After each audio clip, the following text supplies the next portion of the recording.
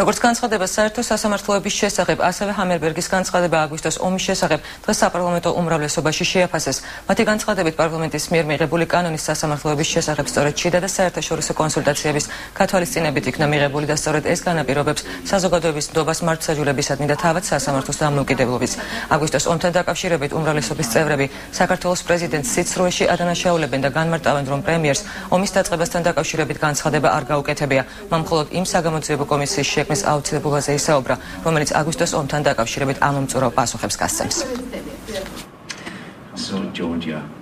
მიხეილ სააკაშვილი ცრუობს, როდესაც საუბრობს, რომ პრემიერმა აღიარა, რომ საქართველოს დაიწყო ომი. მსგავსი რამ პრემიერს არ უთქვამს.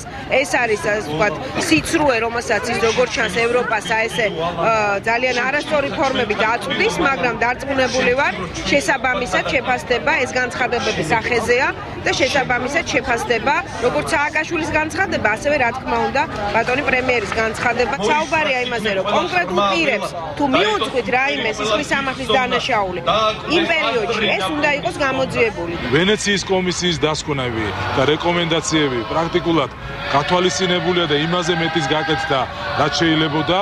კიდევ ერთხელ მინდა ხაზგასმით თქვა, რომ ჩვენთვის ძალიან მნიშვნელოვანია, რომ საქართველოს პარლამენტი იღებს გადაწყვეტილების ნებისმიერ კანონთან დაკავშირებით და ამავდროულად საერთაშორისო ორგანიზაციები, ავტორიტეტული ექსპერტები, რომლებიც ჩართულები არიან ამ საკითხში და მათ დასკვნებს და რეკომენდაციებს ვითვალისწინებთ, ესაც ძალიან მნიშვნელოვანია და ვფიქრობ, რომ სწორედ ესეთი დამოუკიდებულება მიცემს სასამართლო ხელისუფლებას დამოუკიდებლობას, რაც სამწუხარო წინა წლებში წართმეული ჰქონდა მას.